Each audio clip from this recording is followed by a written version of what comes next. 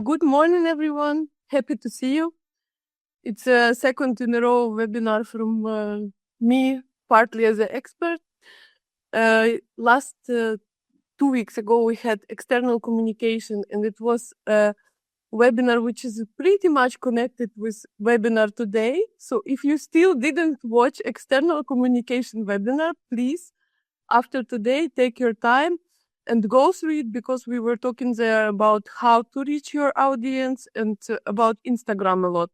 So please take your time to check this webinar. And today we are coming to the topic of communication for fundraising. I know that all of you were expecting this topic a lot. And I know that it's one of the most important topics for NGOs around the globe. And we always want to find this golden instruction, how to gain money, how to gain resources for our organization. And I just want to tell you that there is no golden instruction, because fundraising is such a complicated topic, is such a different topic, which changed itself from country to country. Something that works perfectly, I don't know, in Germany, for example, are not so perfect in Ukraine. I have a lot of experience with fundraising, more than 10, 12 years in different NGOs, but the most of my experience was in Ukraine. I can share you so many stories what is not working, but I have a lot of successful stories what is working. But what we will speak today about, I tried to structure all the types of fundraising that are existing. I want to give some communicational tips for every of this type. And I ask you to be also open. I think that it will be very valuable to hear some good success stories of your fundraising, what helps you, what use you. So sometimes I will ask you questions. Don't be shy to answer them. Don't be shy to share your great stories. And I think that this is the biggest inspiration we can get for our fundraising. Just to know how it works, what can be else, but what you need to know that fundraising is a kind of art, and it's art of communication. It's our, creativity, how to communicate with everyone around to be able to gain some funds for our organizations. So what is really, like, a lot of people hearing word fundraising thinking only about money. Yeah, it's quite often that people think that fundraising, it's about grants and about money, but not always. Because fundraising, it's also about resources, which is money, of course, but sometimes also time, materials, spaces to do your projects or to do your event. It's about relationships, how to build the trust relationships and connections. And it's about the shared purposes, which is very important. When you are starting your fundraising, when you are doing fundraising, you are not just asking people for money or begging. Yeah, sometimes organizations, unfortunately, are begging for money, but it's not how it works. You need to invite people to take part in your mission. And we're coming back to the question of mission. Question of mission of your organizations appears in every hour webinar. It is a basic stuff that you cannot move forward with any kind of communication without clear, understandable mission. And we were talking a lot about this in our last webinar. So check, do your home task, so you will be able to move with understanding what is your mission and how it should be formulated. Yes. So when we are asking for funds or resources, we are inviting people to take part in our mission, to share our values, to be part of something bigger, to be part of something important, and they feel important. Then they want to give you something.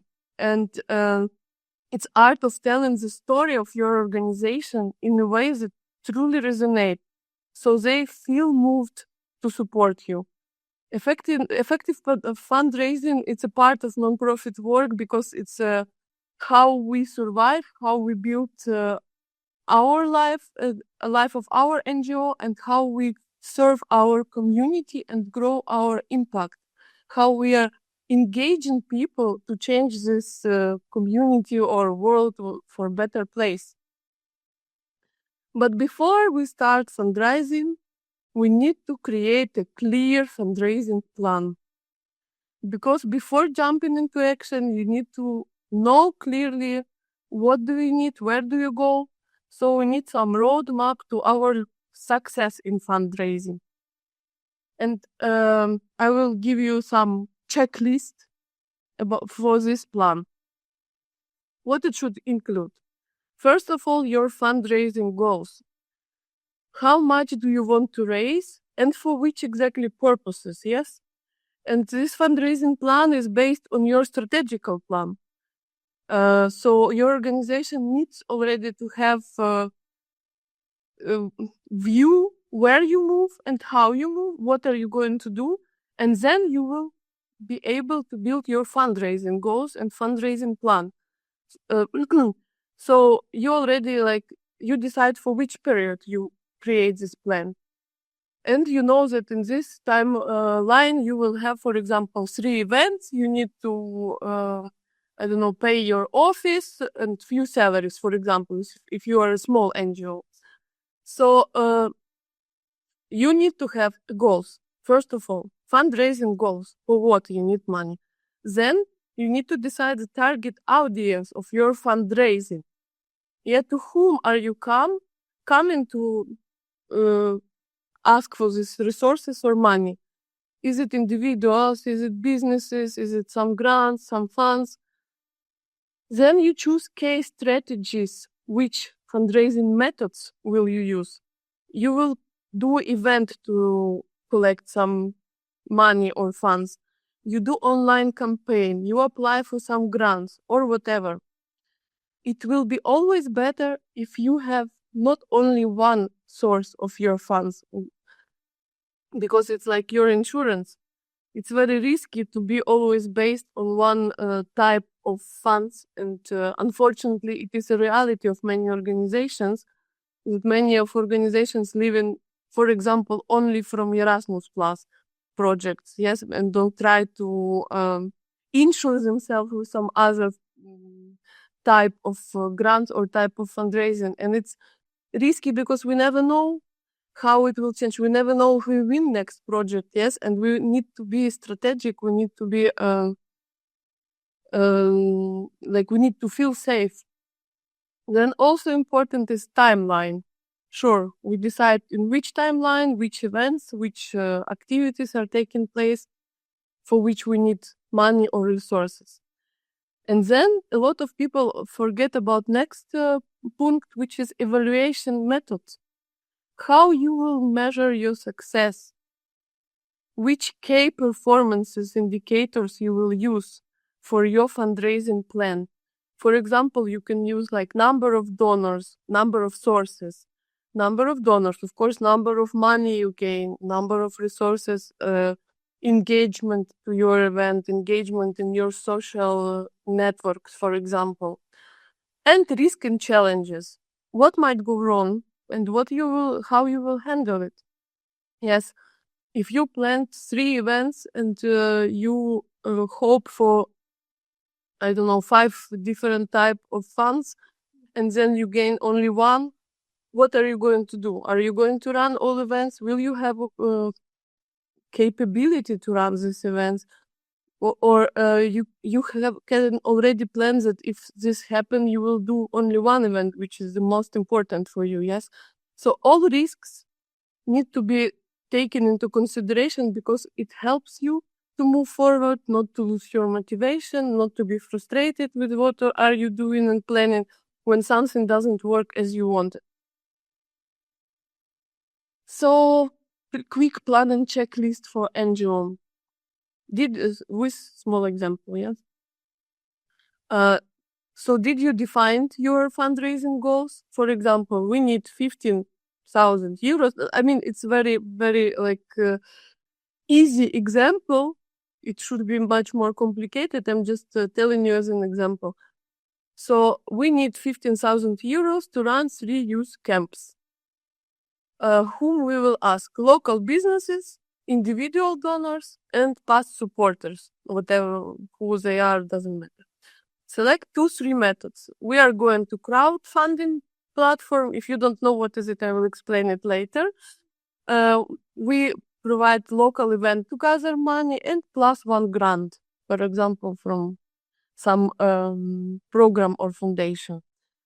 This campaign runs through summer, from June to August. And our measurements are number of donors, total raised money or resources, and engagement on social media. It is just simple example what to take into consideration and how it looks like. But before you start to write what you need, it would be nice to evaluate what you already have. Because a lot of organizations underestimating their 0 point from where they start, yes? A lot of organizations are thinking that they don't have anything, but maybe probably they already have much more that they even think about. So effective fundraising starts with clarity, and it's easier to write support for well-defined project or event, but only if you understand the full picture.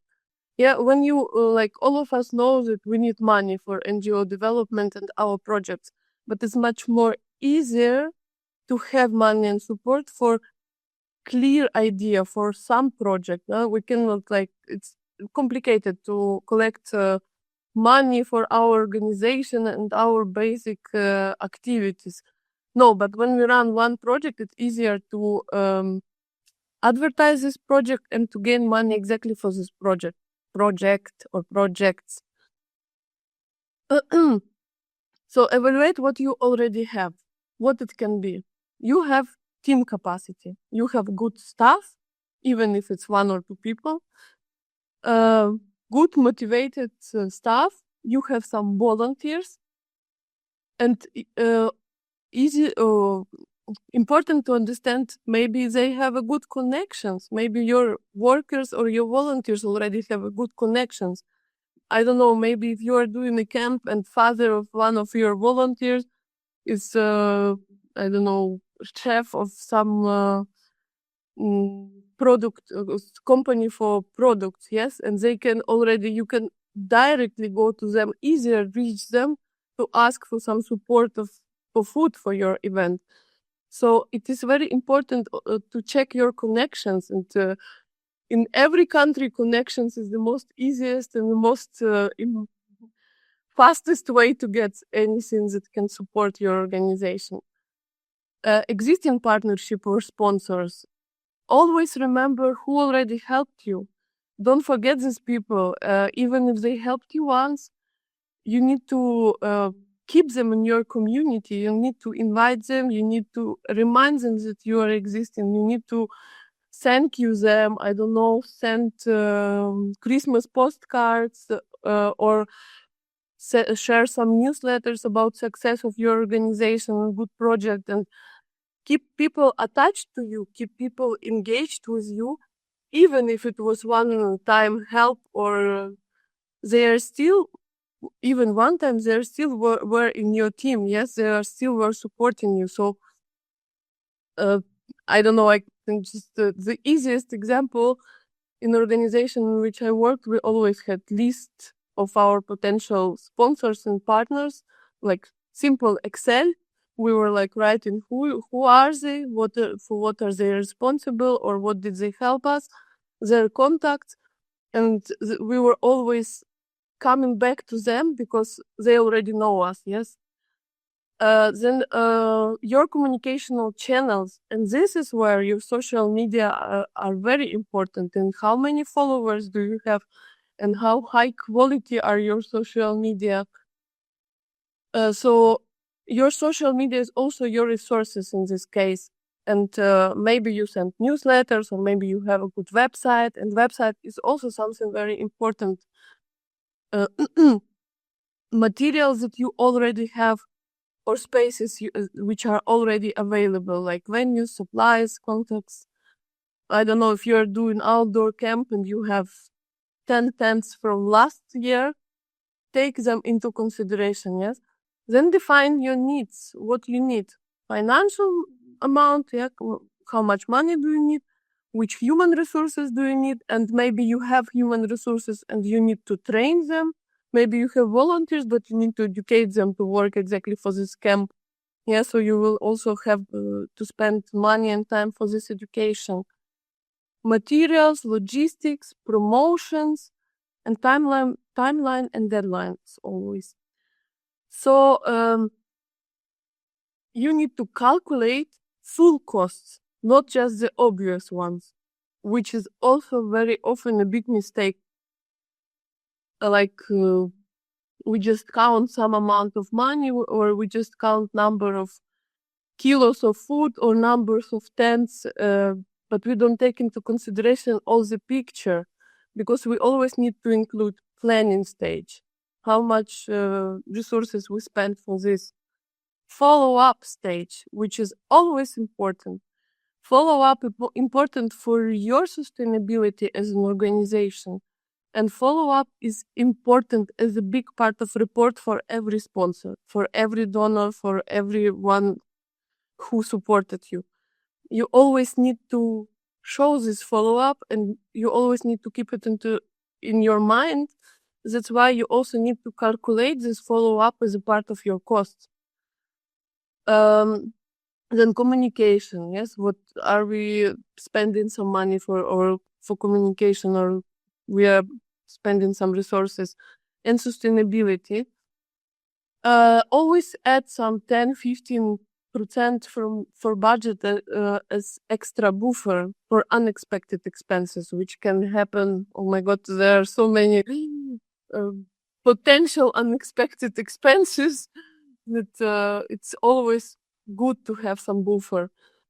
And always from the beginning, plan how you are going to report back to donors.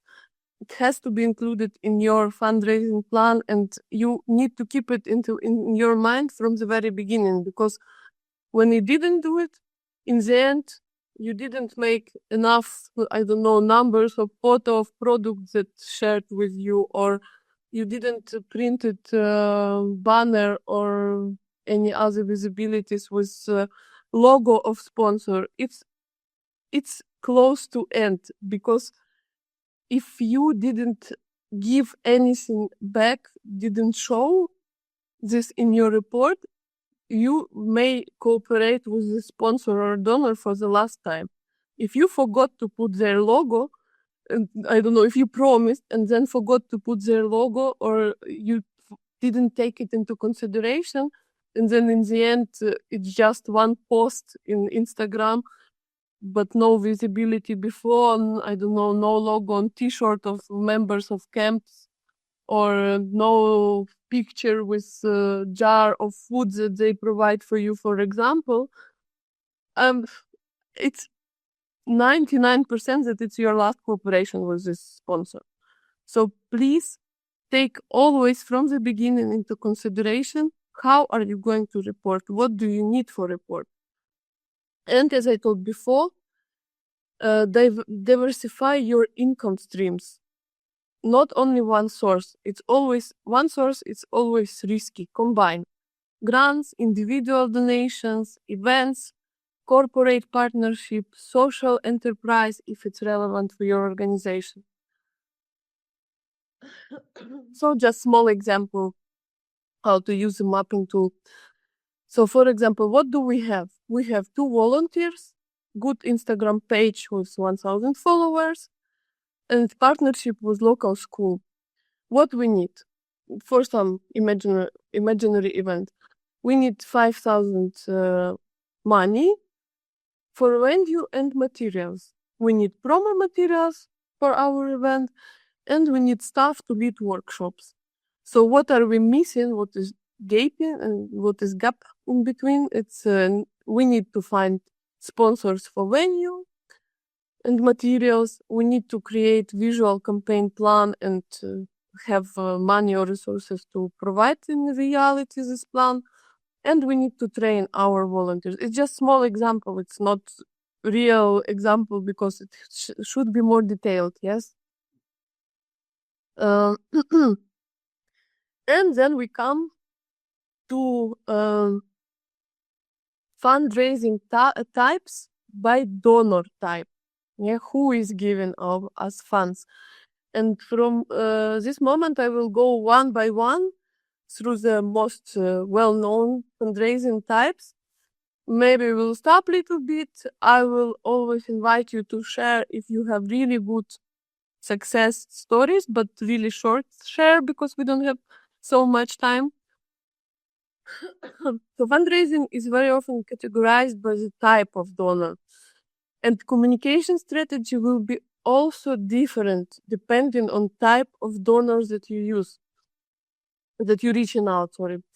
The way that you approach, for example, government can be totally different from the way how you approach your Instagram followers to, I don't know, online campaign to gather money for some event or for some activity of yours. That's why understanding type of donors helps you build target and effective fundraising strategies. And as our webinar calls communication for fundraising, yes? Because fundraising is such a huge topic, it's not able to be here in 1.5 hours, but we are talking about tips and tricks for fundraising and what to take in mind about communication, in fundraising. So main types of donors we may know or may hear. Grant-making institutions like foundations, program, international organizations that provide funding for specific projects or institutional development. Individual donors, people who make one-time donation offered by inspired and is often inspired by your storytelling.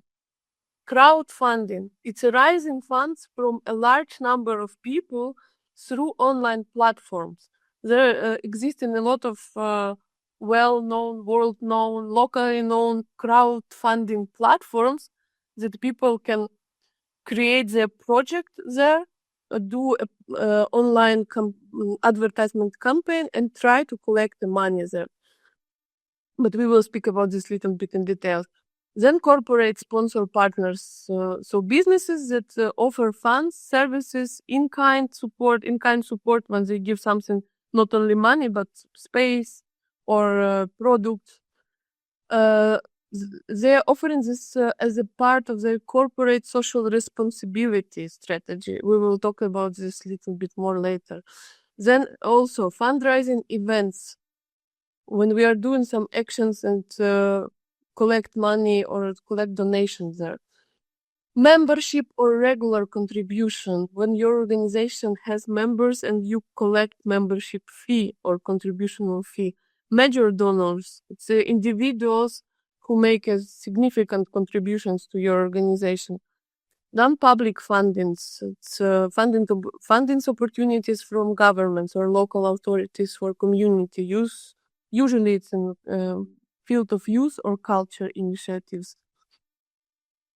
So first type of fundraising it's a grant-based fundraising. It's one of the most understandable from the point of communication, because communication here is very structured, very understandable, I would say like this. Grants are non-repayable funds provided by foundations, governments, or international institutions to support specific projects or the overall development of NGO. Mostly, most of them are supporting specific projects. There are some grants who are specific supporting NGO directly, but mostly it's about project-based granting. What is important to know about this type of fundraising? You always need to have clear project idea, well-defined activities with measurable goals. Yeah, you need to have clear KPIs, clear idea, and very well-defined. Then values. Your mission should match the priorities of grant makers, because all grants programs or foundations, they have priorities. They set priorities for all the time, or sometimes they review priorities. Like Erasmus, if I'm right, they reviewing priorities every 7 years. They choose the top priorities which they will support for the next 7 years. So when you choose a grant, you need to check which priorities do they have, and is it matched with your mission, with the idea of your project. Then detailed reporting. For grants programs, the reporting is the most detailed as for all other types of fundraising. You must track your expenses, you must report outcomes, and a lot of different stuff. Grants have deadlines for both implementation and reporting. Yes, some grants are open only once per year or 2 times per year. So if you searching them, you need to keep in mind where the deadlines for implementations if you want to have something for next year, for example.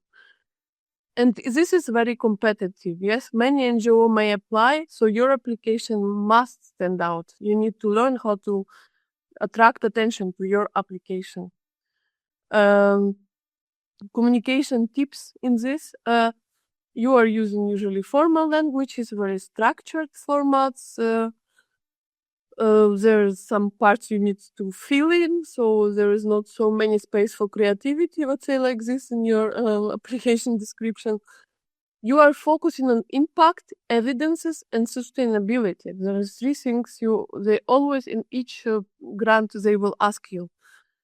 So impact, how your project impact, and generally the idea of your activity and work impact community, society, which evidences quite often for explaining why are we doing this project. We're already using evidences from some researches, so we show existing situation using real evidences, yes, and sustainability, how it will go after.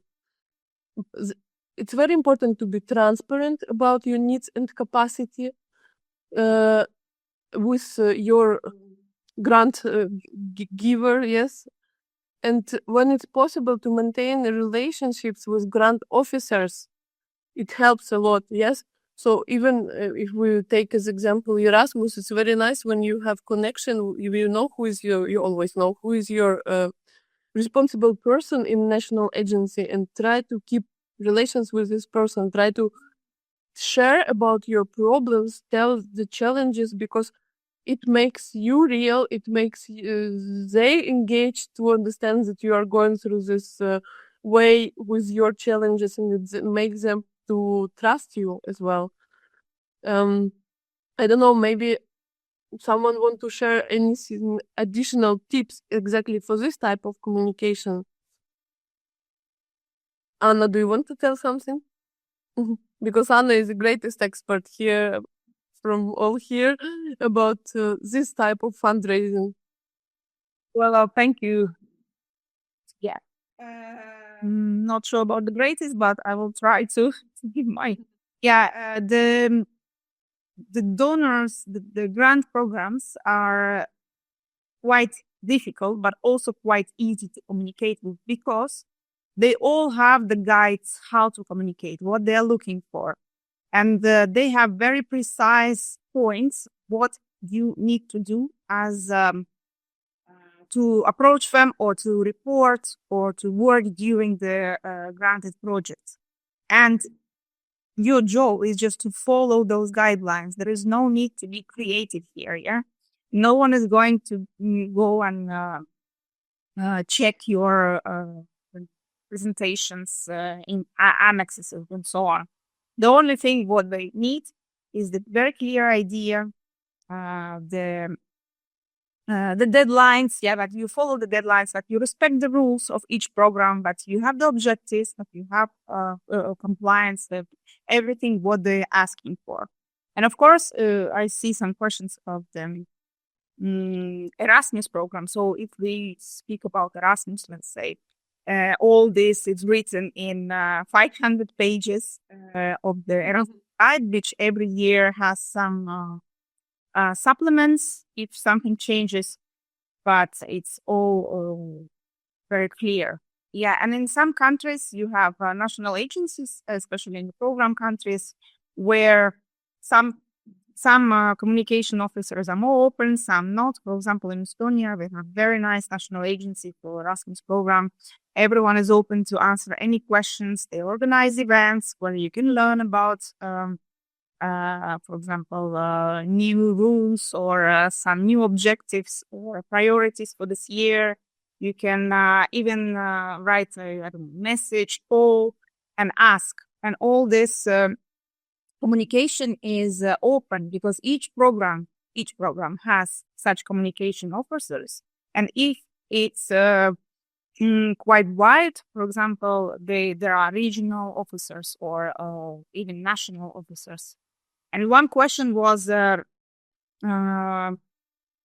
would you usually approach finding them, especially outside of the European Union? And as most Erasmus grants are not directly applicable to outside the European Union. It depends what you're going to, why do you need to approach them? If you want just to ask questions, there are emails of the Brussels, of the executive national agency, for example. It will take maybe a week to answer, but still you will get your answer. If there are some phone numbers, you can always call. I called several times on different questions. Every time someone picked the phone, answered very in a polite manner everything we want to ask. And we just need to approach them. If you would like to apply outside of program countries, which is EU plus several other associated countries, of course, it should be either on the calls which are open for those countries. Usually, it's once a year to the executive agency, and any country can apply, but you need to check that annual priorities and annual countries specifications. Or, which is another amazing topic, you need to communicate with partners. You need to sell your idea, your potential partners who live in those countries which can apply. Yeah, and then you become a part of a project, and you together can apply for your idea, your solution to any problem. Well, if you speak about a smaller, like for example, national grants or even local communities grants, like town, villages, and so on, it's a bit maybe easier. And you should always remember that this is not just money or resources to give away. Yeah, they are looking for solutions as well, because they have their own objectives, their aims, their goals to make this society, the community, the town, the country better. So they're always looking for some good ideas, and it's in their interest to help you to write this good idea as good as possible, so you can later implement it in the details. Yeah, so that's why. Okay, again, in different realities, maybe some communication officers are more open to talk about it, some less. But there are these people we just need to get their contact somehow. Maybe it's through the events, maybe on those as Daria said, like, I don't know, cards, the reports you send during the introductions of yourselves. But they're all looking for people like you who can help them to sort out this. And one thing which I would like to add also for these donors and maybe other fundraising activities as well, but usually in organizations, especially grassroots and small organizations, everyone is doing fundraising. But if everyone is doing fundraising, no one is doing it. Yeah, you should always allocate this person who will follow the plan which Daria was mentioning. So who will make sure that we are doing this, we are reporting this, we are sticking to the plan. We are not just unfocusing. Yeah. Thank you, Anna. Yeah, thank you very much. I see that you are writing in chat a lot, but I want to give as much information as possible. So we will leave questions to the end mostly, because we want to put a lot of useful information. And I know that this topic is really big and important, but still we want to provide a lot, and then we will see how many questions we will be able to answer. So which kind of programs it can be? Yes, example of donors. It can be European programs like Erasmus, Creative Europe. There are many European programs. I had experience with Creative Europe, Erasmus, and once we were doing some like European fund. I even forgot the name. Then UN agencies. There are also a lot of open calls for different topics sometimes. Some national foundations you need to check and find, some local city or regional programs. Also, if we speak about governmental grants, you need to check ministries. Yes, very often there are ministries, youth ministries, or how they call in your country. Yes, so if you are a youth lead organization, you check youth, Ministry of Youth. They provide a lot of open calls for organizations to do this. Then Ministry of Culture, Ministry of Foreign Affairs. All of this kind of ministries can do. Then also embassies quite often open some calls. I provide for you some big, well-known foundations with some links. You can check later. I will not stop on it. Just it will be in presentation, so you can check it. And you go there, you open website, you read who are they, what are they doing, which kind of calls, which kind of mission, which kind of goals, when are they deadlines, and you try it. Also, I will tell you how our Ukrainian organization started. When we gathered together, we had no idea about fundraising. And there are sometimes people who provide these services. So we hired one person who had experience in fundraising. We didn't have opportunity to pay a salary, and we negotiated to that this person has, when grant work out, this person has a % from the grant application. Yes, this honorar from grant. And this is also, there are some people who work like this, and it can be a good beginning for you. Or you need to learn, you need to try, you need to go through your mistakes and build your way of fundraising from this. So it should be a person, because it's a huge amount of work. Better when it's not just one person, but at least it should be one person for this, allocated only for this, without any other additional tasks. But to hire someone and to negotiate for first project, it's also a good idea sometimes. There is also, I want to pay your attention on this slide, there is platforms which are gathering open calls, like which are gatherings which funds yet are open this year, due to which topics. Yes, you can use your time after and check all of them and check what is available for you. And sure, you need to check your local community, municipality. There are many places where you can find open calls and grants. But I'm moving to the second type of fundraising, say like this. It's a membership and regular contribution. It's building a base of your loyal supporters for long-term impact. It's ongoing financial support, monthly, quarterly, or yearly, from members, subscribers, friends of organization, often in small amounts, but sustainable. A lot of organizations use this as well, because it's, at least it can provide your basic needs. It can close your basic needs, like I don't know, paying office or whatever. It should be not a lot, it should be small amount, but it should be regularly. There is a legal part of this question, so you always need to check in your country how NGOs can legally do membership fee. Yeah, because for example, in Ukraine, we need to register as that we will have membership fee. So you will not have a problems with law. So you need to check law in your country, how it works. But what is benefits of this membership? It's predictable income. You always can count on this money more or less. It's strong community feeling. Yeah, and we will talk about this, that it's not we are just asking people to give us money regularly. We are keeping these people as a part of our community.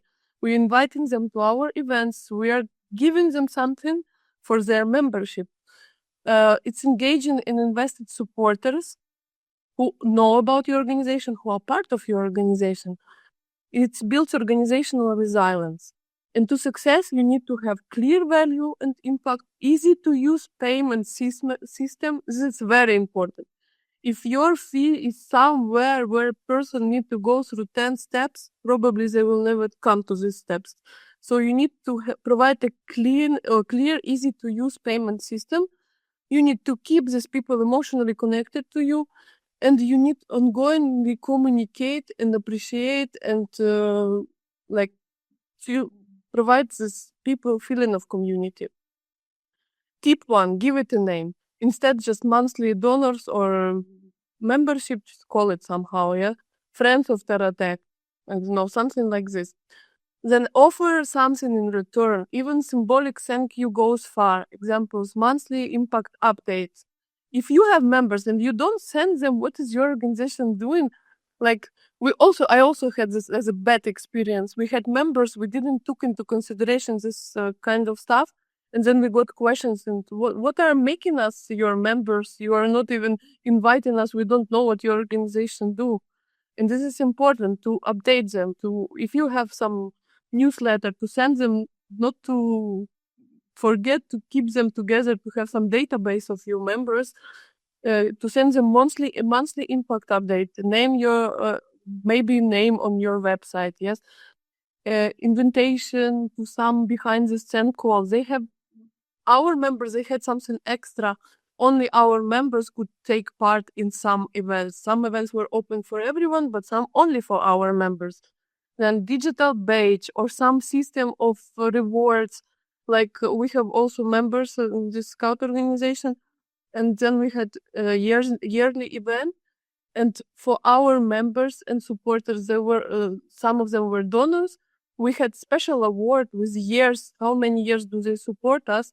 And they got this award on Steam. And it's always touch emotionally. People need to be recognized, and it keep them our donors and sponsors for years.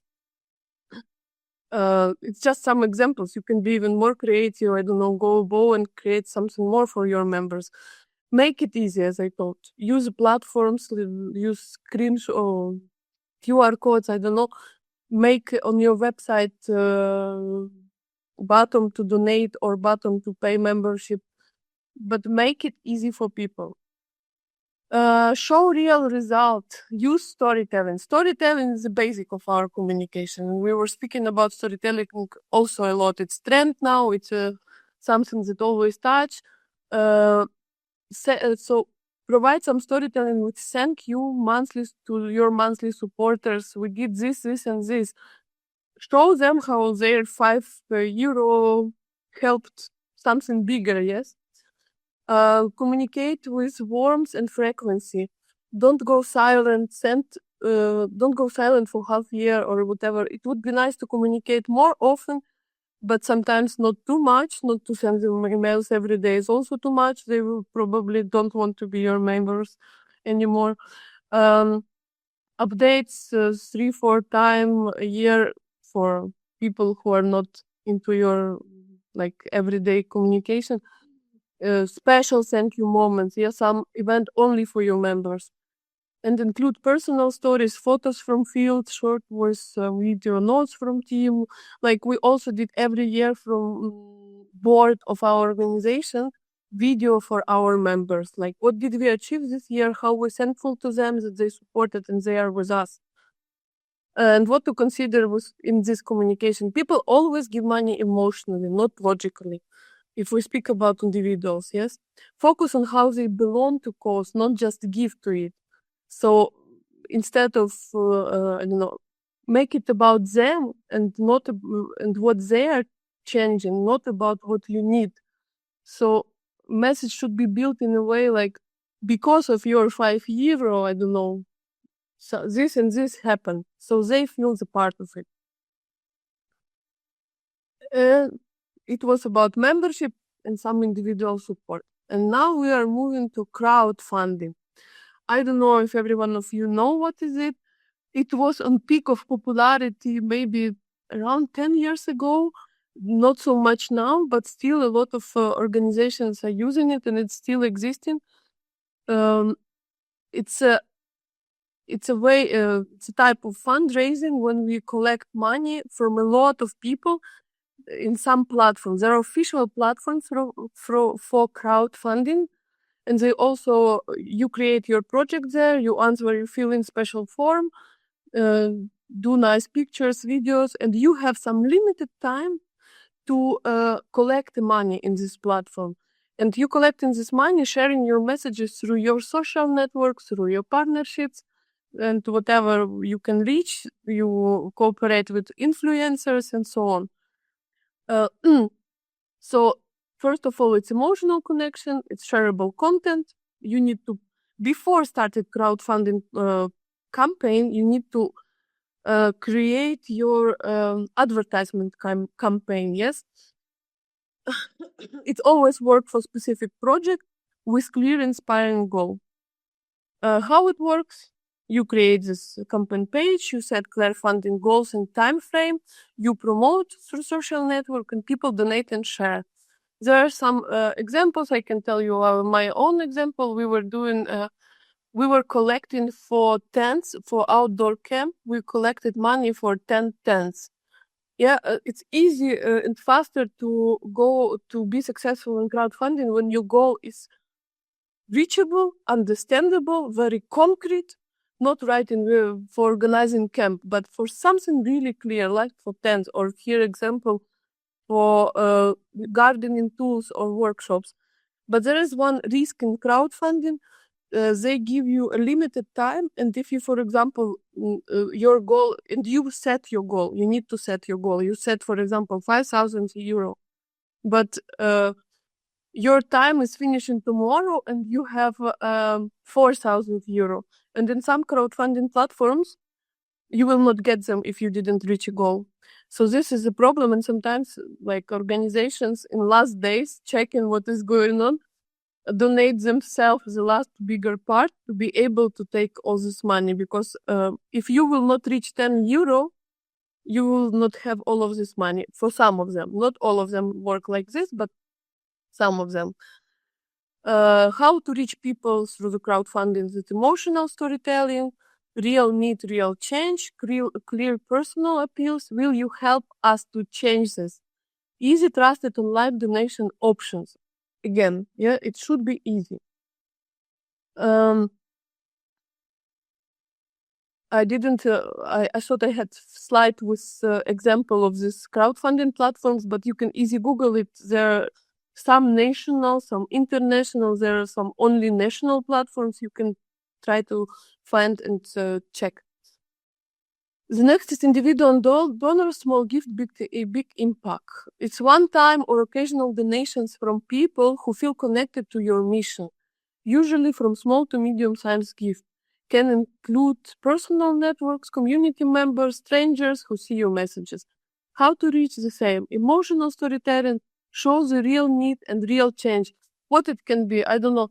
Your promoting company can include, like we were doing this in our training in this project, to make a video about one day of life of your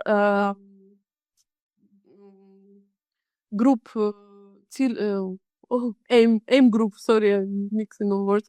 For example, if you are collecting money for some people in need, for some people with some exact disability, and you can make this emotional storytelling, like one day of life of this person and how the donation and your project will improve life of this person.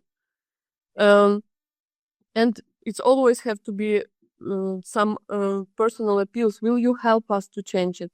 Changes today, yes? It should be easy, trusted online donation option again. And communication and tip. Always use simple language. If you want to reach people, simple language is the best, not to use NGO jargon that only you will understand. Share stories that touch the heart, real people, real problem, real solutions. Show gratitude. Always show gratitude. Immediately, in the end, in the middle, in follow-ups. Keep them engaged with updates so they know and see where their money go. examples. Your €10 today means a week of safe housing for one child, for example. Or TERRA TECH was running campaign, I don't know if running now, was running campaign about €30. Like they counted that €30 in some African country it's a cost of life for one person for 30 days. And it was campaigned like donate your €30. And it's also easy to understand to donate when you know that it's exact €30, yeah, or €10 or €5. And it's explained where this money go for. And then you compare like what is for you €30 and for some person in Africa it's 30 days of life. And then it makes it even more touchable, even more open to donate. Fundraising events. This is, I think, one of understandable. It's events when we donate, when people donate money. It can be big events, it can be small events. It should be interesting, attractive, maybe funny, maybe. So what can it be? Fun run, art auction, charity dinner, online concert. I will share my personal experience. We collected money for one center with children with disability, and we for a long period of time children were drawing pictures, and then we made them nice in frames. We bought frames, we rented place, we hired a good catering and provided food and drinks, and we tried to invite our big people in the city, governmental representatives, and and we did art auction. So they bought works of children with disabilities, and then for this money we helped to this center for children. So this is just events. Or very nice, I love this campaign, I already shared with some of you in TERRA TECH. It's a advent calendar. They are reaching small businesses in the region, here in city and region, who are providing some natural, some product. So they are providing, I don't know, some company gift 2 pens, then 10 knives, then suitcases, then some services, some restaurant give good shine for dinner, I don't know. And like TERRA TECH has a lot of these prizes, and then they print advent calendar, which work like a lottery ticket, and people in the city know this campaign, and everyone want to win something because every day you can win something, and there is huge prize in the end. Last year it was like e-bike, electrical bicycle with I don't know how to call the part that you drive someone in, and also they had like negotiation with some touristic companies, so it was huge prizes, small prizes, tiny prizes, but people like catching to this wish to win, and people buy. Some person can buy 1, 10, 5 calendars, and you check everyday website, and you check what if your calendar want today anything or need or no, and it's becoming so popular that companies want to cooperate, because on these calendars, when you open the door of the day in the calendar, you see which companies are sponsors of prizes today. So it's a good advertisement for company. It's a good opportunity to collect money, and it's a super for people to play, to be excited, and to be part of something big. Yes, in this, to help with this game, I would say like this. And then before Christmas, they are going to different spots selling these advent calendars, and people know TERRA TECH in the city because of because of this campaign, advent calendar campaign. And how to make your event success? Show it's more than money, it's fun, inspiring, meaningful. Use different channels, posters, advertisements, WhatsApp newsletters, eye-catching visual and video, clear call, join us, donate. Always link it back to your mission. Everything has to be linked to your mission. All your activities linked to your mission. And some ideas for low budget events. Yeah, if you don't have money to start from something big. potluck dinner. For example, it's a dinner or lunch where people bring food.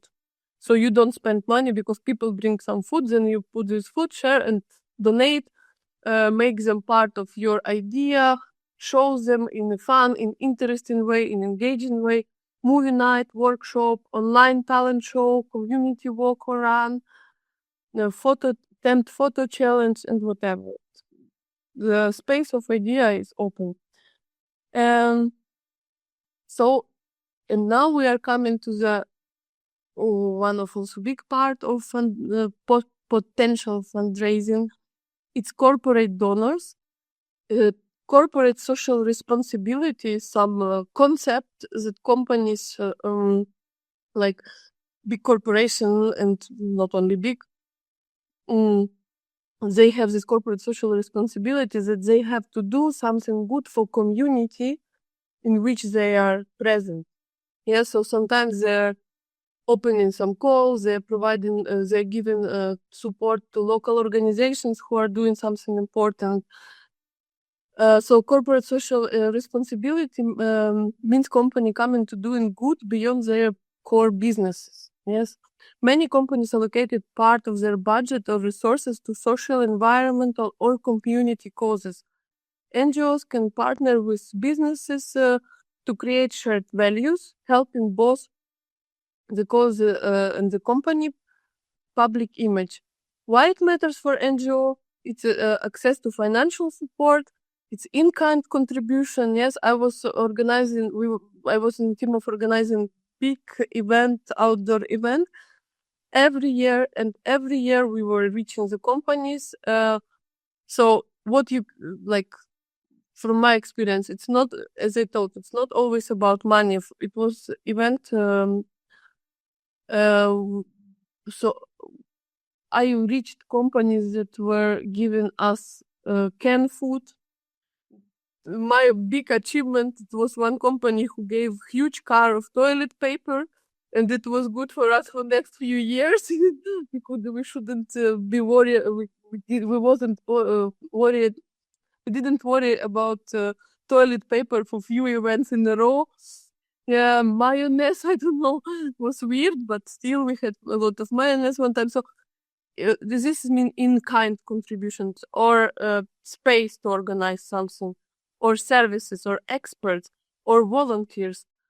And sometimes it's also the opposite way to reach some company. You offer workers of company to come to your event as a volunteers to be engaged. Yes, this brings visibility and credibility for you and for business, and it brings long-term partnership. But now I will interrupt my part of presentation because we have today with us Lydia, who went this way through and who can show a perspective of businesses, show a perspective how do they see this question and how do they choose to whom give money and what is important. So, but then I will continue a little bit in the end. So Lydia, do you like me to share my presentation? Yeah, if I think it would be more comfortable, but if you need, I can share. Okay, just a second. I'm not an expert with Zoom, I have to admit. It's down. Share. Mm-hmm. So yeah. What you'll see. So first of all, thank you very much for giving me the opportunity to share a little bit from a corporate perspective what the company would expect from an NGO and what an NGO could expect from a company. Just to introduce myself, my name is Lydia Kirchel. I'm part of a biopharmaceutical company, work in the communications department, and my entire career I worked in marketing or corporate communications.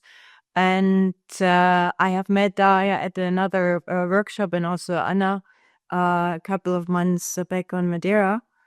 I'm based in Zurich, and the company I work for has, to give you a little bit perspective, 50,000 employees. So it's a global company. And what I see for NGOs is often very challenging. Who is responsible and who should I approach? So depending also on the size and your mission as an NGO, should you go for a global, apply for global funding, or should you apply for a local funding? So then it means you would need to find out how the structure of the company is. So for example, I'm based in Switzerland, and this is the Swiss organization of the company, but you could also apply for global. So just to give you a little bit understanding that you have several opportunities in getting a donation. And when I was approached to share some insights, what I think is very important, and Daria, you mentioned it when it's about storytelling, or what is your story, that when you approach a company, that you make sure your story is aligned with the story of the company. And when I say aligned, it's what you see on the slide. I talk about the values as one of the very important points. So for the company I work, there are four important values. It's integrity, fairness, honesty, and perseverance. And we always say that integrity is in the core for our values. And then one step further, you should look at the corporate philosophy of the company. So what is important for the company, and what does the company want to achieve?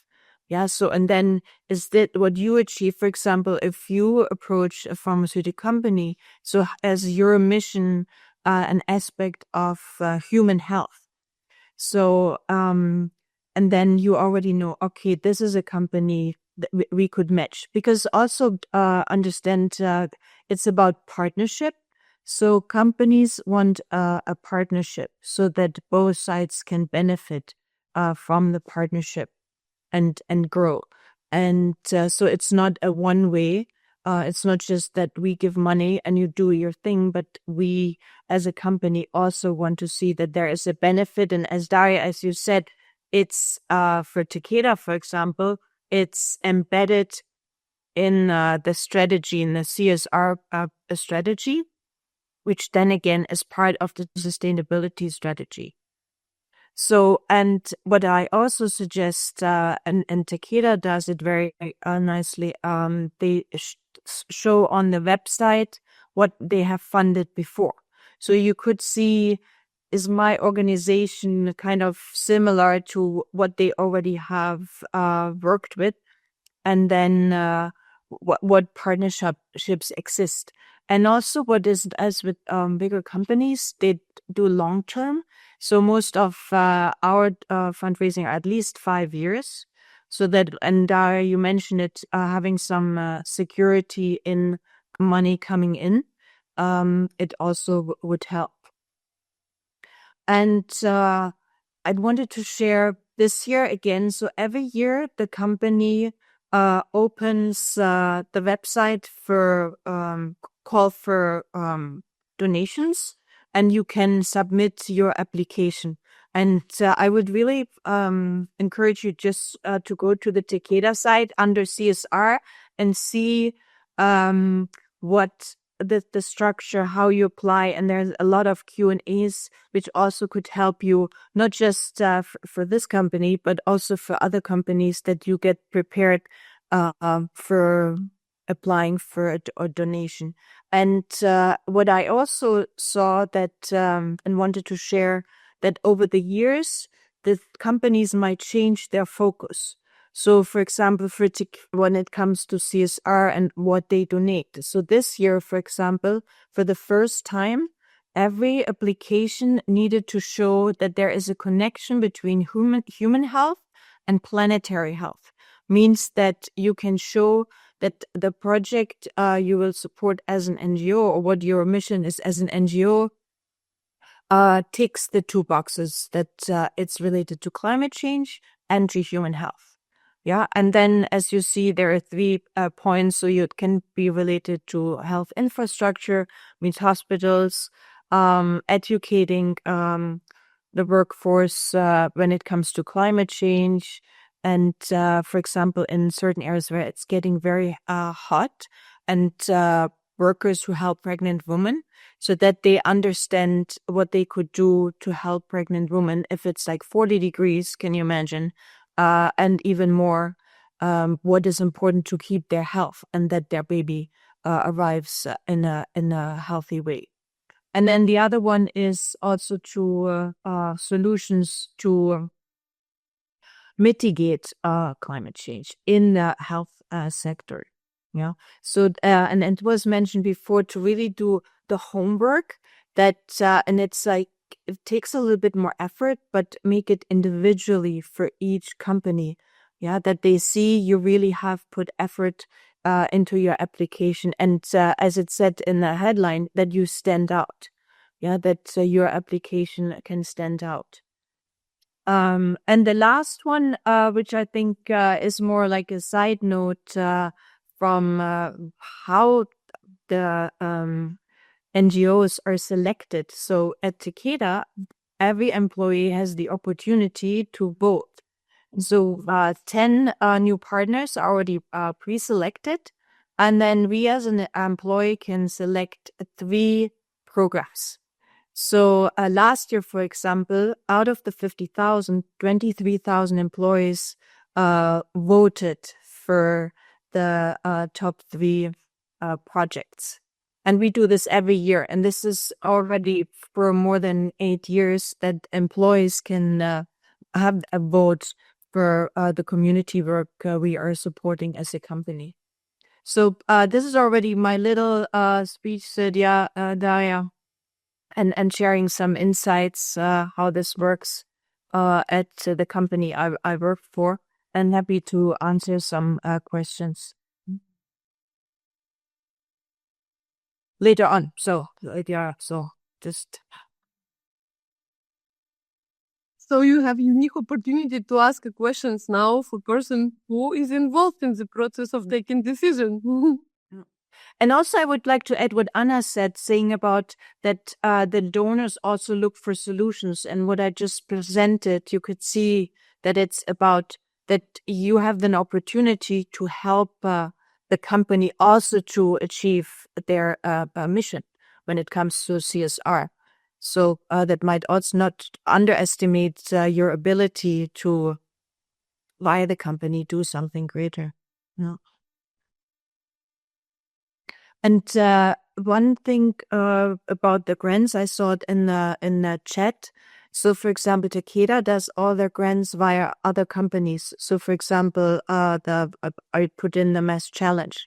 So this is how we did some grants, but also via other platforms where we put out the problem we have and ask for solutions, and then you can apply for the grants to help solve this problem.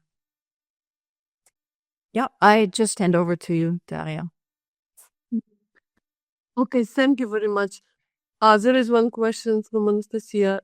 I had a chance to talk to a decision maker during 1-2 minutes. What is the most important I should say about my project that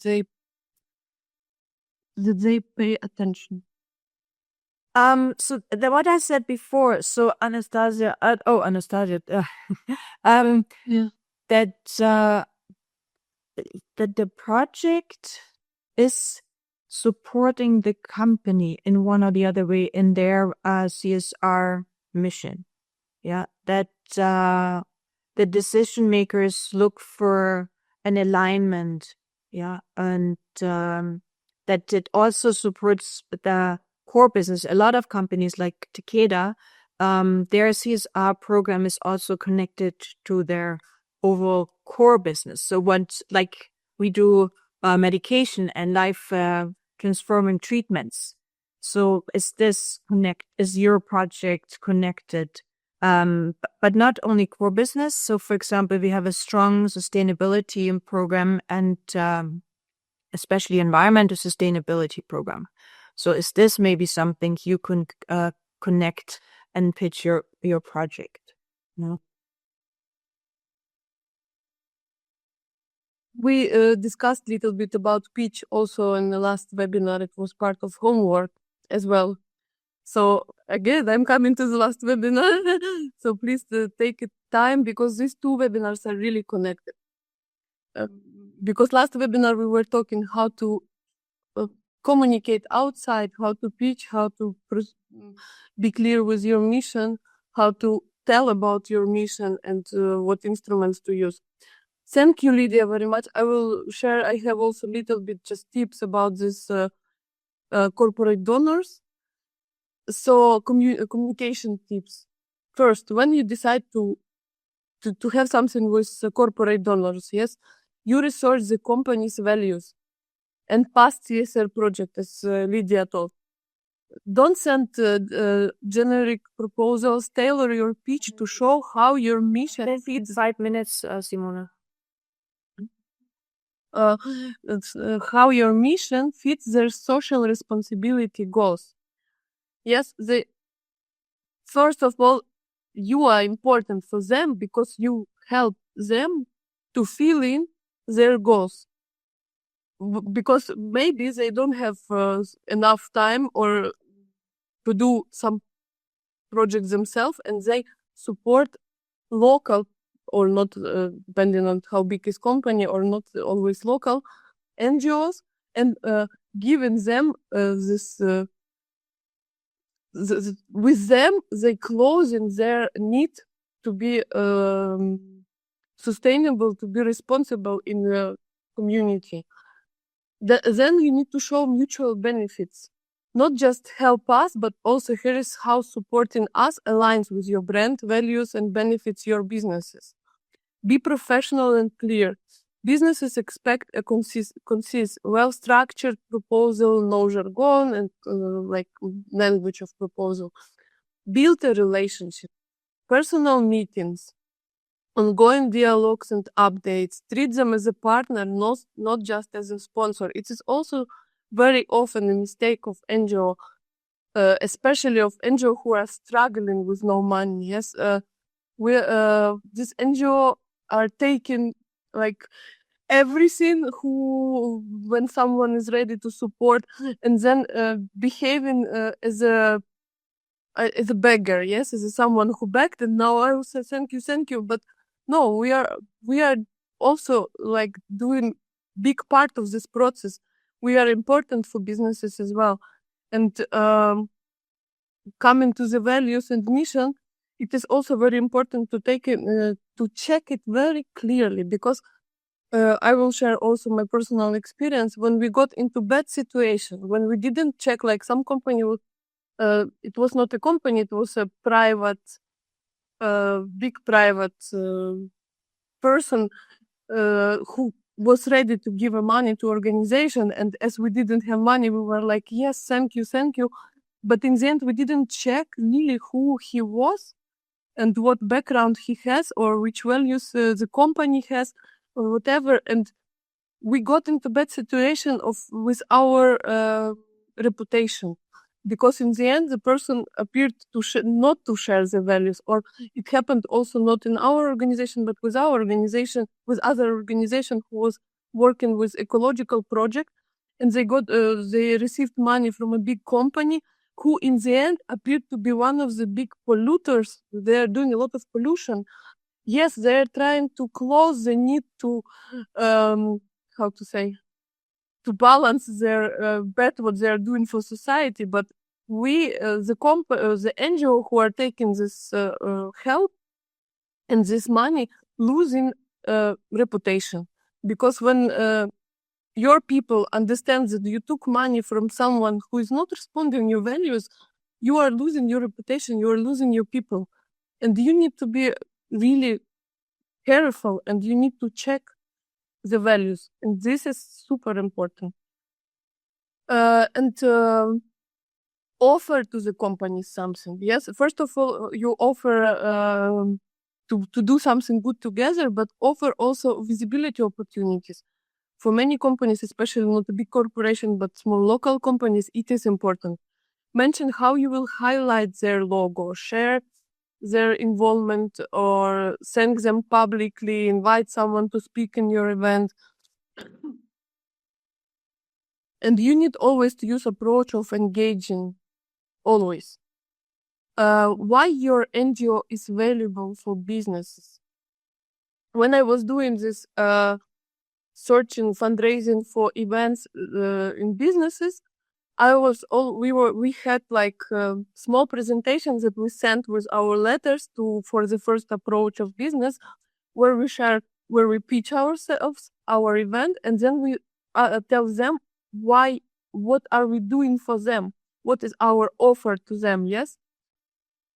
And as we told before, each your project, you need to think in a way that it's a product that you sell. Yes, that it's something important, that the product that you sell, you need to learn how to advertise your product.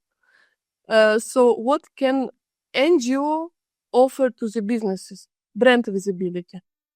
If you have a good social networks, if you have a big event that you organize and you put their logo, you put the logo on T-shirts, on diplomas, on a banner, on screen, I don't know, media opportunities. Mention the company as a sponsor in media at events, press releases, interviews. Online reach. Boost the company's online presence through your NGO social media and publications. Corporate culture. Involve the company employees as a volunteers to your events. It's a great team building for them, and maybe a lot of fun for them. And it's a building of relationships for you and this company.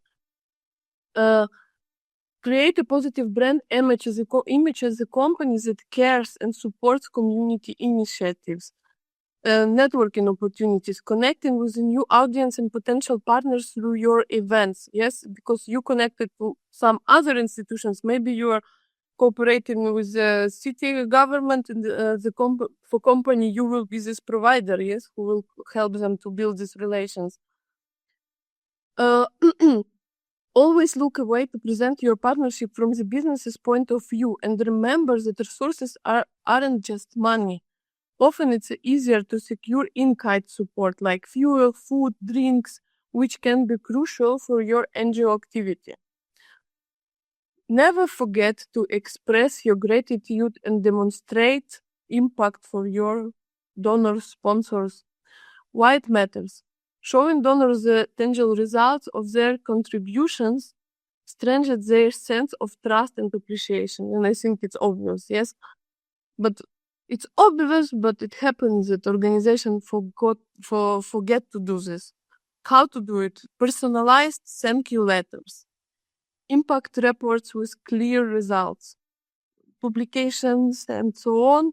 Success stories that highlight the real changes. It builds a long-term relationships and encourage continued support from donors. Don't forget to measure and evaluate your fundraising efforts. We started from this, and I'm again telling this. Understanding what works, what needs to be improved, what helps to improve your fundraising strategy.